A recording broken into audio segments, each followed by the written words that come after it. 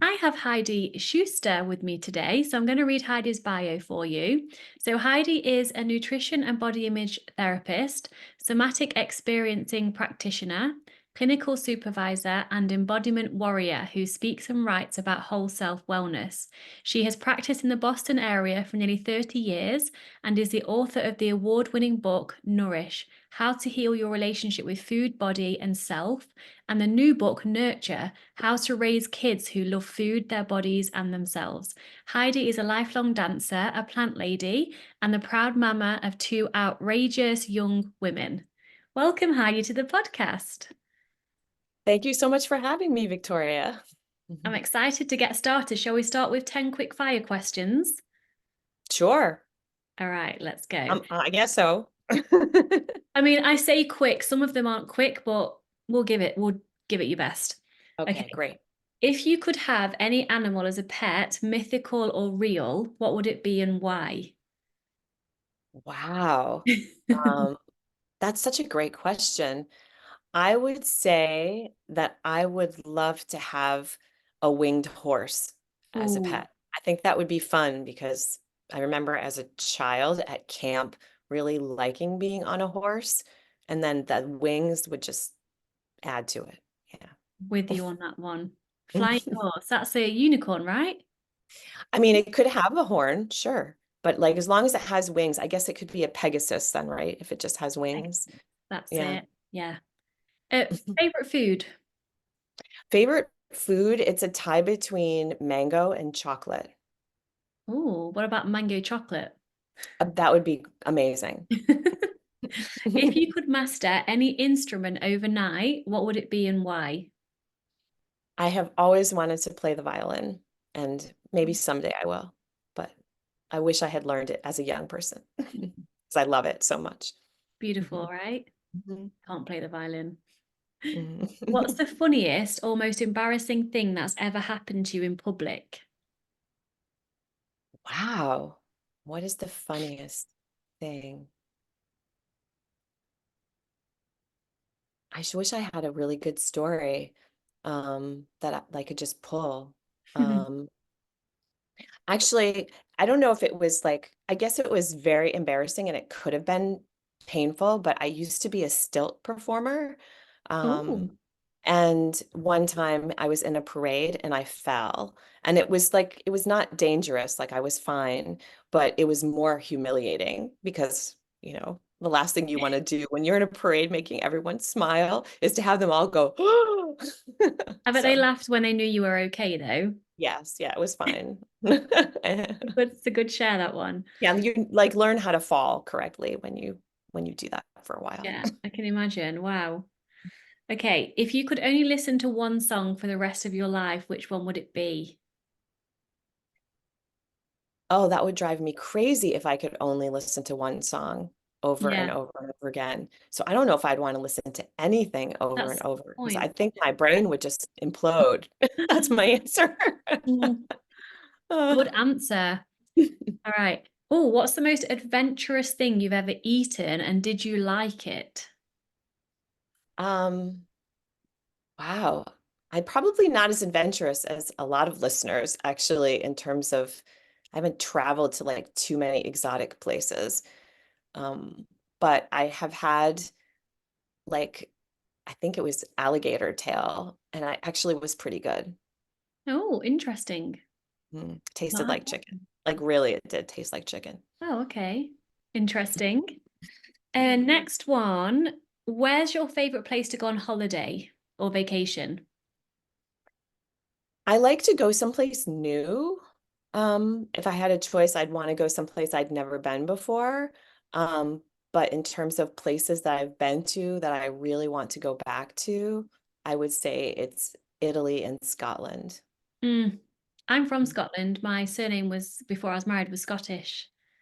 Ah, like where in Scotland are you Well, from? I'm when I say I'm from Scotland, my ancestors are. I didn't live there. Yeah, My gotcha. ancestors, so I don't know. Well, I just went there for the first time about a year and a half ago and just like fell in love with the Highlands. It's just so beautiful and remote and yeah, it's just amazing. It's So, stunning. Okay, what's the weirdest job you've ever had or heard of someone having? The weirdest job I've ever had is probably my stilt performing job, actually. Mm. For a long time, I worked for a stilt troupe and got hired to dance around for children and park events and parades on stilts. And it was a lot of fun. Awesome. Okay, two left. What's your favorite smell? My favorite smell is jasmine. Oh, yes, love that. Mhm. And last one, what would you like what would you like people to take away from this conversation we're about to have? Well, I would love, I mean, I'm promoting my brand new book, so of course Please I'd love to do. talk about my Love book, away. Please because that's do. just what you do when you're promoting, launching a book is you talk about it. But I want to talk about it because I actually feel really passionate about the contents, which is like changing the conversations about food and bodies with the next generation. So. So important. So let's dive Mhm. straight in then with, I mean, my listeners know I look at my notes. Sometimes I ask the questions that you know is coming. Sometimes I don't, depends where my intuition takes me. However, big question, how can families support their children? I know it's such a big question to have a healthy relationship with food and their bodies. Yes, it's such a big question. I wrote like 10 different chapters on it. So I think there's like, I came up with 10 different like items that families can work on, families and caregivers can work on, anyone who works with children. And some of it is about how we talk about food. Mhm. I think there's so much morality around food in the world. And I think the more neutral and joyful and relaxed we can be around food with children, the better, Yeah. because there's so much of this like nervous morality about eating in the world. And then when it comes to talking about bodies, the same, like being neutral and like accepting and comfortable talking about bodies is, I think, also incredibly helpful. Yeah. So, I mean, I'm not a mum, but I work with a lot of mothers. And Mhm. so I know that whatever the mother does, they're modeling the behavior for the child, even if the mother or any parent, parent or caretaker is saying something different to the child. Let's say they're saying, your body's, depending on what age the child is, like your body's great, all bodies are beautiful, that type of stuff. But then the parent is perhaps hiding from the mirror or criticizing themselves in front of the mirror or having like body language of like not fully accepting in front of the mirror. The children pick up on that more than what the words that we tell them. Absolutely. They're watching. Mm. And they're watching sometimes more closely than we think they are too. Yeah. And so if you're saying disparaging things about your own body, then it's confusing for children because they're looking at their parents who are their role models, Yeah. until they bring other role models into their life and should, but their parents are like their primary role models. And if mom is just saying disparaging things about her body, then wait, I might look like mom someday. So is she saying something also negative about my body? Mm. Perhaps. I think it gets confusing for kids. So I think the more we can be neutral and accepting, and comfortable in our own skin, easier said than done. Sometimes we Mm. have to do our own work as parents first and Yeah. foremost. I think the better. And then we give kids a more neutral palette to to work with. Yeah. I remember seeing a Dove, the brand Dove who do like skincare and things. Yes. Mhm. I remember seeing one of their like campaigns, I think it was a couple of years ago, and it was mind blowing, really. And quite heartfelt and also upsetting. They had all these different children. I think, have you seen it, of different ages? And then Mhm. if they interviewed their mother separately and the children separately, and their mother would be like, "Oh, I don't like my legs," or whatever it was, and the little children said the same thing just in a different way about their bodies, but also with positive ways that the mother would speak to herself. The child also would pick up on that and then all internalize everything and make it about their bodies as well. Mhm. Yeah, it really is amazing. And, one of the things that I struggled with when I was writing this book for parents, and I am a parent, I have two currently almost 19-year-olds who are off in college. But and they're young women, and I have like struggled with this myself, not because I certainly working in the field of eating disorders for almost 30 years. I certainly knew that I needed to sort of have that communication, but Mm. yet every once in a while I would say something too. And I wrote about it in my book that like one time my daughter called me on saying something like negative about my small chest. And she was sort of like, "Mom, like own it. We're in the itty bitty titty committee together." And I was like, okay, like busted, like so Yeah, kids really do um really do want those positive messages around their bodies and your body and bodies in general. yeah. And so I think as a writer, I was trying to sort of communicate the fact that like even though I have done so much work in this field, and sort of know what to say, even I can Mm. slip. Like we're human beings and we're in this culture that is so like image focused and image driven that we're bumbling along trying to be good parents, and even we can sometimes make a mistake Yeah, in terms of and I think we have to just roll with that and give ourselves some grace. yeah. Like you say, we're only human and that's okay. And I love the fact she said, own it, because I love the phrase own it, otherwise it will own you. Hmm. If you own the shit out of whatever it is that you're not liking about yourself, then you have a whole different energy level and confidence and acceptingness. If that's not Right. a word, I've made it a word, acceptingness. Right, I like that. Yeah, and always proud of the things that I hear young people say today, Mhm. that are much more accepting and open and inclusive than, let's say, how I was raised in the 70s and the 80s, Yeah, when we were much more narrow-minded around bodies. So for I sure. do feel like things are changing, although I do think we have, more work to do.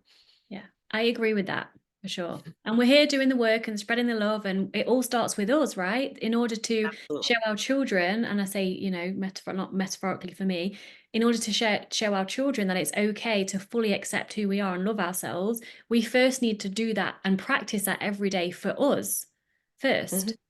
Hmm. Yeah, Yeah. and even if you don't have children, you're encountering young Mhm. people all the time. And so I think that body confidence and that body presence and acceptance is really important. Yeah. And of course, a major point that I have always wanted to make is that our bodies are just one aspect of who we are as a human being.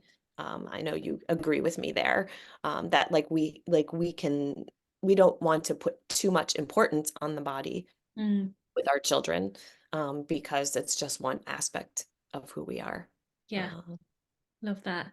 Let's go into kind of the food conversation then. So, if a child won't eat quote unquote healthy foods, like won't eat the vegetables, won't eat the greens, and they're picky eaters, how do parents navigate that without, building up, this is good, this is bad, you're not allowed to leave the table or have dessert till you finish? Like, I see that even with my sister's children, and I'm taking a step back, it's not my children, but I can see now I'm in this work, so much problematic um language around food. So how do we navigate that if you've got a picky eater, or a child that won't eat greens or healthy things? yeah, well, first and foremost, I like to try not to categorize food into healthy and unhealthy, and just keep it really neutral with children so that because, well, sometimes it backfires to call something healthy, right? Yes, And that like they definitely. want to just, if mom wants me to eat this food, then I'm going to exert my independence and not eat it. So I think we have to be careful about categorizing foods in general. And then if you do have a child who's picky, which some children go through picky phases, and again, I'm stressing here that it's mostly a phase. Mm, Often it's about them being cautious in general or cautious about different textures or flavors or colors that they're just not used to. And so um, it's most of the time if the child is exposed to the food repeatedly. In fact, the intern who I worked on this book with, she did a bunch of research for me and found that we have to try things 13 to 30 times. Some children may need to try something 13 to 30 times before it's accepted into their palates. mm, Um, Obviously, things that are maybe like more complicated texture or flavor.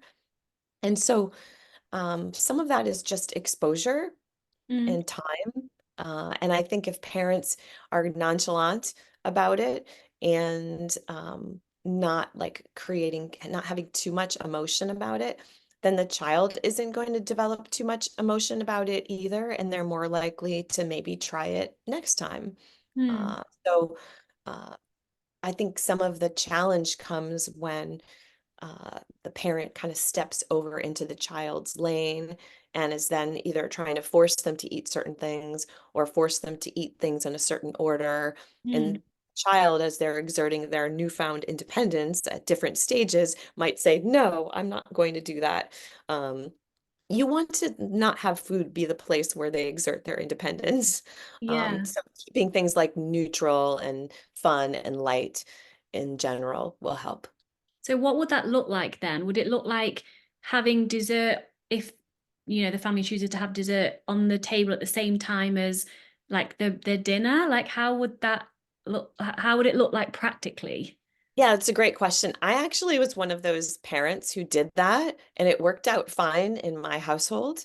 Mm, Um, and my kids don't have a particularly charged relationship around sweet things. In fact, one of my daughters is like really doesn't like sweet things much at all. Maybe one particular kind of sweet thing, and that's about it.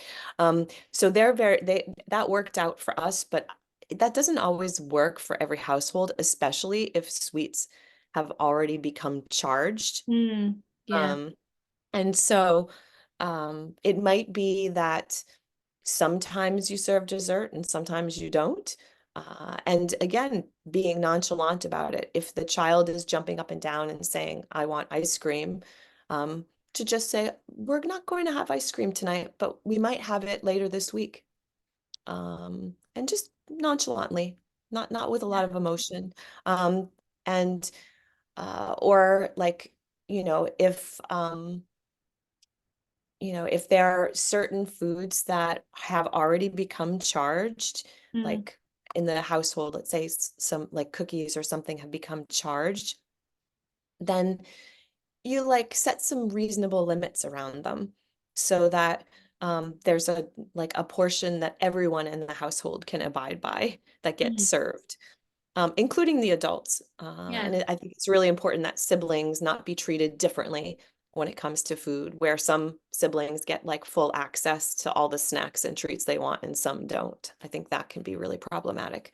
But in general, um, if you do need to set some limits, I'm a big fan of almost no limits around food. But if it doesn't work in your household because there are already some dynamics there around food and portions um, and charge, then like setting some reasonable limits that the whole household can follow makes sense. And the limit itself isn't important. It's more just the attitude about it and the fact Mm. that it's consistent. Yeah, so that would not look like, and me and my mum have had in-depth conversations about this, and she was only doing the best she knew with what she was taught, right? I Yes. would be told time and time again from such a young baby, if you're really good, then you can have some chocolate. Or I'm crying, oh, don't cry, here's some chocolate. Oh, and it would be a whole exciting treat kind of thing. And food was used as a reward. And that's not helpful, is it? I don't recommend it. No. I Mm, like let the child, be excited about their success with potty training. They don't need to have like a treat as a mm, result of that. I agree. I think setting up food as a reward um can be problematic ultimately. yeah, I don't think it's like completely damaging, but I do think that it makes food more connected to other, like maybe connected to dopamine, maybe connected to sort of positives and negatives in general. Whereas I really prefer that like food be treated more neutrally in yeah, general. I yeah. think Because that's like the best way to go.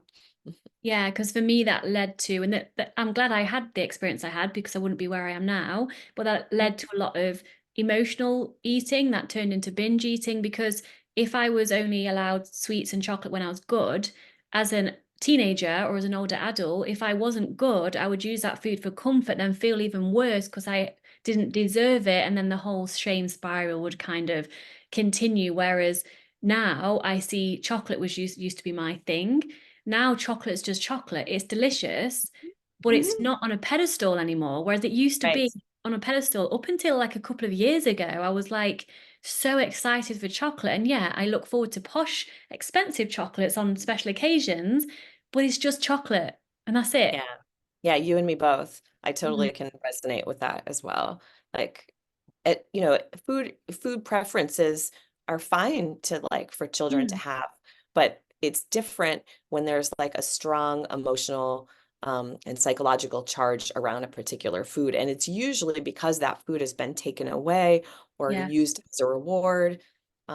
So I think avoiding that situation as much as possible is ideal. That said, like you can only do so much in your household. Mm, Kids are going to be exposed to all different kinds of foods and feeding experiences pretty soon as they get older. mm, So I do think the more neutral you can make food, the better. I've always found that the kids who came from sugar-free households, so on the flip side, like the parents are not allowing anyone to have chocolate or any kind of sweet, they would, when they came over to our house, because, I was pretty open about things, they'd be like climbing for like the dusty Halloween candy that was yeah. there for like months that my kids was kind of done with after the first 2 days. So I do think there is something about keeping things pretty neutral, um, and like not going to the extreme of restricting too, Yeah. as well as not using it as a reward. Yes. And what Mhm. about children who, and this is probably because there has been some, I like the word you use, charge, some charge around sweets and chocolate. Let's say a parent is listening to this and they want to take a more food freedom approach with their children because maybe they're on their own journey with food freedom Mhm. and they're now starting to introduce, sweets and chocolate more freely. Can we, I mean, I know the answer to this question and I'm asking it for, for a bigger reason. Can we trust our children to learn from the experience of perhaps eating quote unquote too much sweets and chocolate that they needed and not feeling great? Can we trust them to self-regulate depending on how old they are, or do we need to always then have some boundaries in place? See what I'm asking? It's not very clear I though. do see what you're asking. It's such a good question too. I think ultimately children are pretty good at self-regulating Mm. until like the adults kind of step in and interfere a little bit with that self-regulation, which is easy to do as a parent. I have a lot of compassion around that. Um, but in general, children self-regulate pretty well. If they like overeat one type of food one day, they're likely to not eat it the next day. Mm. They kind of make up for those like times when they maybe eat sketchy because they're so busy on one day and they like maybe eat a little bit more the next day. They're really actually pretty good at self-regulating. Um, but I think that particularly if there are some foods that have some charge, it's okay to set some limits too. So Mm. for example, you wouldn't like send a child into a candy store and say, have everything you want. You probably give them like a little bag and say, here, you can fill this up, or here's a couple of dollars, you can Mm, spend this amount, and then give them that limit. For the most part, that's reasonable. As they get older and they have some of their own spending money, for example, then they may go out to a candy store and eat too much. But then they have to have that experience and mm, learn that, like, oh, okay, that was way too many jelly beans or whatever. That didn't feel good in my body. yeah. And if you notice that you have a child, for example, who's doing that, like sometimes kids will overeat to soothe or because they want the sensory input from the food. Um, it's okay to sort of like ask your child, like, how does your body feel? Like, how does your belly feel? Because that brings them back to their own sense of being in their body and having the experience. That's beautiful. I wish I learned that at a young age. Same. Yeah. Well, here we But go. we're learning as we go along. And Yeah. hopefully as adults we're like working on our own embodiment so that then we can communicate that to our kids and the Yeah. next generation that we might spend time with. Yeah. And talking of like chocolate and candy, and for me, that's pleasure, as well as emotional nourishment. How Mhm. important is it that children eat for pleasure as well as nourishment? And I guess this question kind of off the back of this is if a child genuinely doesn't like something that's really supportive of their health, let's say broccoli, would you Mhm. sneak that in things? Or like how would you navigate that in terms of pleasure, nourishment, that type of conversation?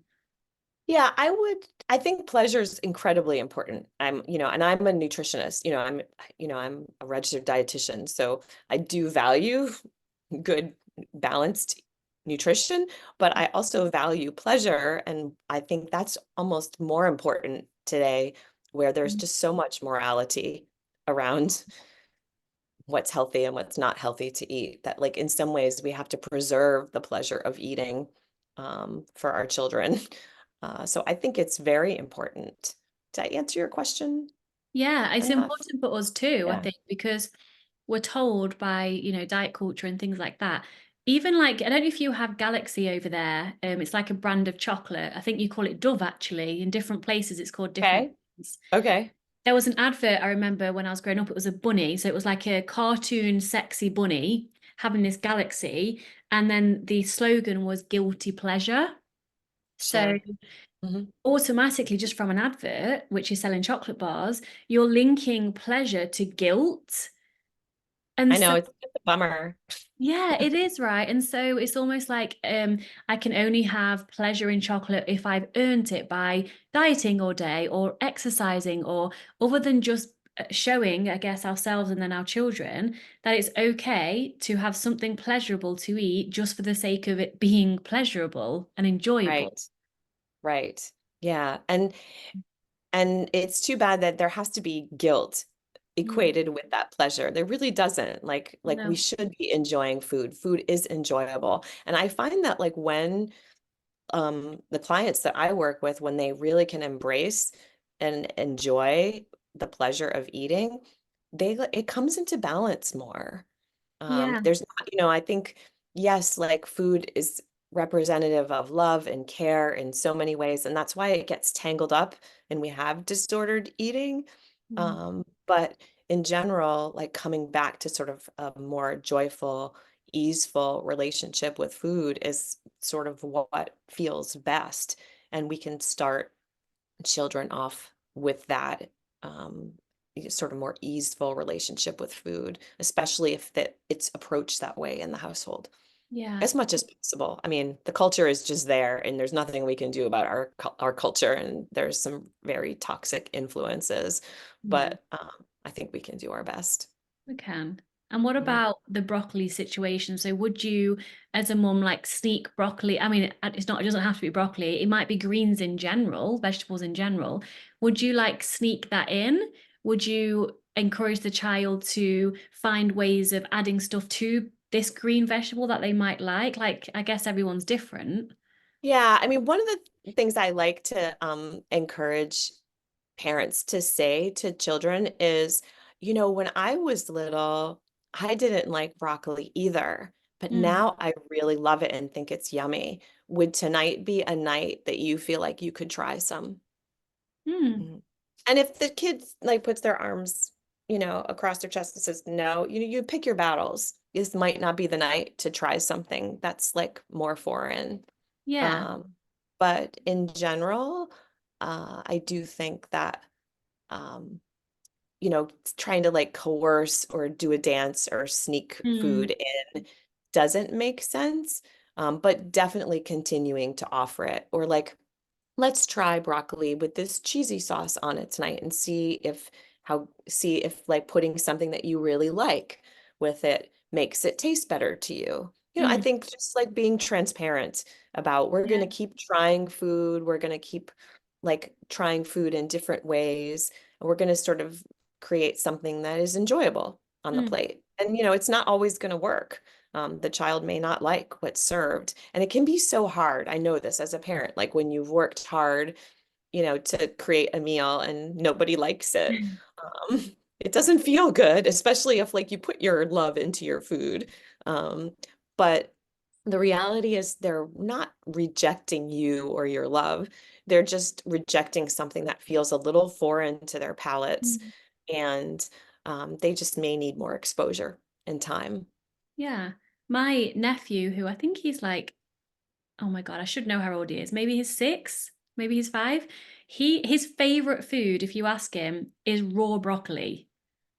Mhm. It's so random, and he like when my sister's cutting it up, he'll like go and get literally just some raw broccoli and eat it. It's just so interesting to me. But his body just guided him to liking that. So I think I mean, I don't know, but I guess I'm asking you, if we nurture and obviously set appropriate guidelines with our children and also get out of their way, their body will naturally guide them to what it needs. Is that true? So if because our bodies want to be healthy, right? I fully believe that in all Mhm. forms. So if we're tuned in, we feel like, oh, I feel like a potato, or I feel like some broccoli, or I feel like some chocolate, whatever it is.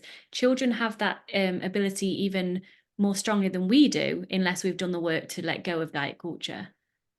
I agree. And I do think that there are going to be times when like kids maybe don't gravitate so much towards vegetables because and you'd have to measure the individual child on Mm. some way, in some scientific way that doesn't make sense. But my thought is that some children are just like going through growth spurts, and it makes sense that maybe they need some heavier, Mm. more grounding foods, and vegetables are not it right now. Yeah. So I think most of the I mean most of the time children will have a more varied palate, but they may have particular preferences for whatever reason. And it's hard to know, like, why do some people love mushrooms and some people hate them?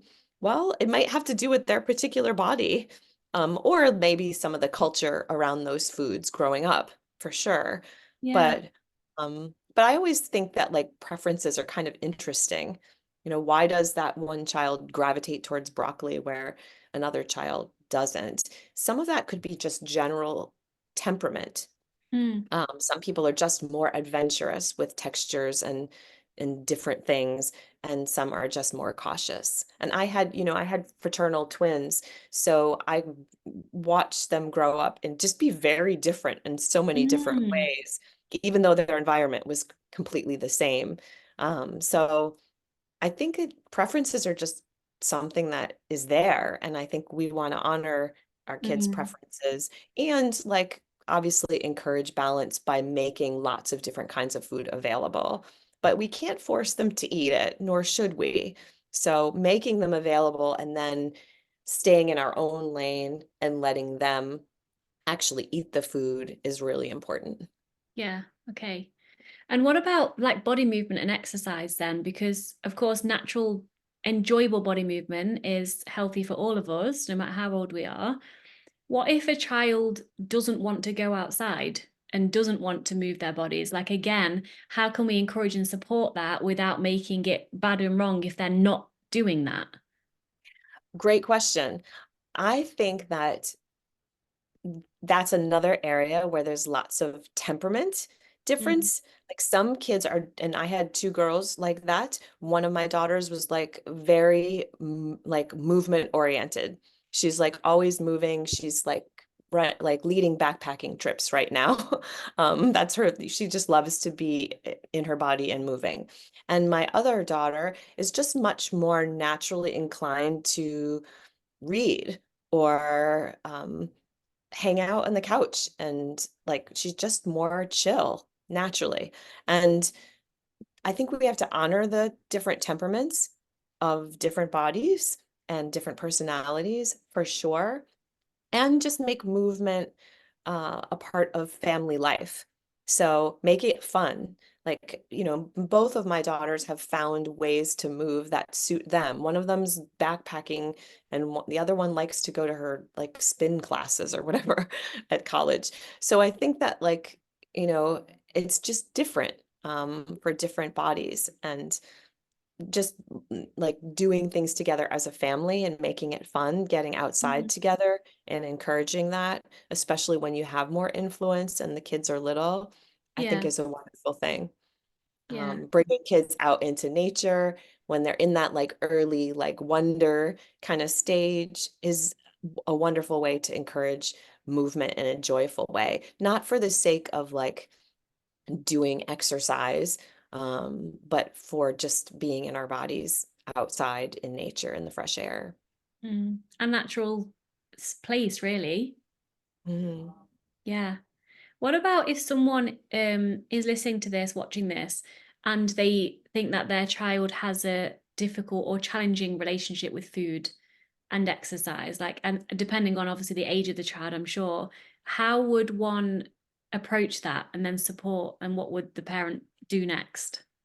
Yeah, it's a great question. I would say that reaching out and letting them know that you are concerned is really, really important.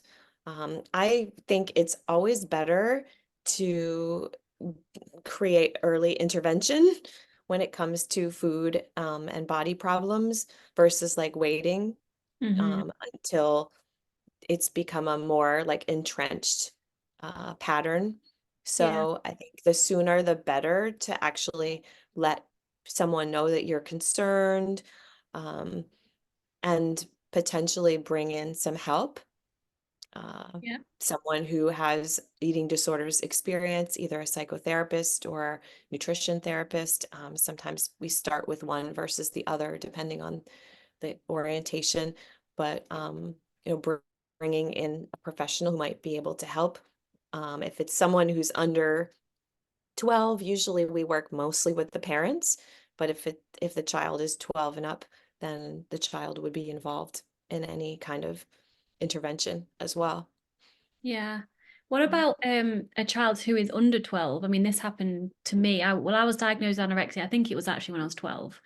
Um, my mum took a very forceful approach that did save my life, but I hated every part of it because I wanted to rebel against it all.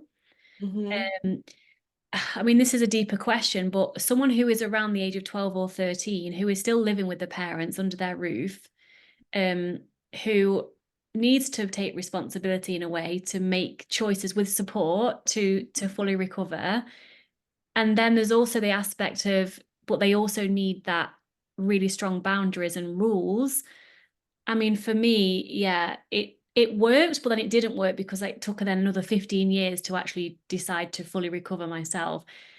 I don't even know Hmm. what this question is. Like, how can someone, if someone has a child who's around 12 and they're, let's say, diagnosed with anorexia, or, they're very restrictive eating, what would be the best thing to do in terms of setting those strong rules or giving the child autonomy, I guess, to make the choices themselves? Yeah, it's a great question. And obviously every family situation is different. But I do think the research shows that if someone is struggling with an eating disorder, if you intervene within the first 3 years, there's better outcomes. Mm. in general. That's just research. Obviously, there's like, exceptions all the time. But Yeah. I think that reaching out and letting the child know that you're concerned and that you're going to keep them safe is really important, however that's done. Yeah. Um, and if the child wants to maintain more autonomy around their food, then like they kind of have to earn it by making good choices, and the parents can sort of help them with that. Yeah. So they may have to be restricted, for example, from sleepovers or things if they don't have dinner, or they might not be able to go to their sports practices if they haven't eaten well that day. Yeah. That's where parents can set some boundaries. And then if that doesn't work and it becomes more challenging, then bringing in some other professionals to help with that boundary setting, if Yeah. it's just not working well with the teen and the parents, can be helpful. It's a Yeah. tough one because obviously we'd love to keep a young person outside of a hospital setting. We want to keep them in their home environment as much as possible. Mm. Um, but we also want to make sure they're not malnourished, because we know that a malnourished brain during that time of life for too long can make it really hard to do that recovery work. Yeah. Yeah, Mhm. that's so true. It's like you say, everyone's different. And like I shared before, I'm glad my mum did force me. At the time, I hated every second of it, but I'm glad she did Mhm. because I probably wouldn't even be here by now, in all Right, honesty. right. And don't actually develop fully as women until the age of 25 with our brains and prefrontal cortex and everything, right? Yes. Yeah. Yeah, I find that like I've seen an awful lot of college students because I'm outside of Boston, Massachusetts, Mm. and I find that like so many times the eating disorder that they're struggling with has actually been there for some time, and either nobody noticed it or they were very secretive about it. And it's sad because it's become much more entrenched and sort of a part of their identity. Yeah. The younger parents can intervene and get help for someone who's struggling, the better. Yeah. And then Mhm. lastly, Heidi, sorry, I have one of my dog hairs on my face, and you know when you can't, I can see it actually under on my nose, like flying around. Um, if a parent has a poor relationship with food and their body, and they're perhaps listening to this because they're on their own journey and they have children, and they're realizing that, oh shit, like I've probably passed on some of my behaviors around food and their body onto them, I mean, of course, they're only human, but would you then recommend the parents share with, again, depending on how old the children are, share with the children like what's going on for them, for the parent, and the journey the parent is on to food freedom? Like, how much would you involve the children in the parents' recovery to support the ongoing development of children around their food relationship? Yeah, well, it sort of depends on the developmental age of the child, right? It's not appropriate for children to know all the details of their parents' own recovery and growth work. Yeah. But if there are some things that are being noticed, if a child is imitating some of the food behaviors, for example, of the parent, it's okay for the parent to say, I'm actually struggling with that myself, and I don't want you to do like I'm doing. I'm Mm. actually having a really hard time with this, and I'm getting some help for it.